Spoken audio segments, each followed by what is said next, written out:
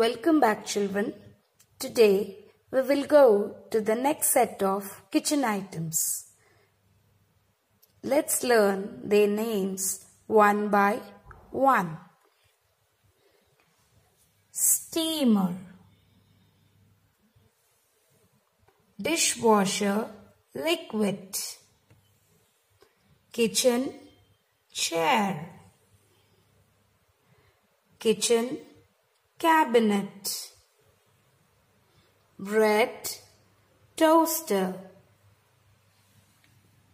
dish washer, place mat or a table mat, dishwashing detergent, cook book, jars.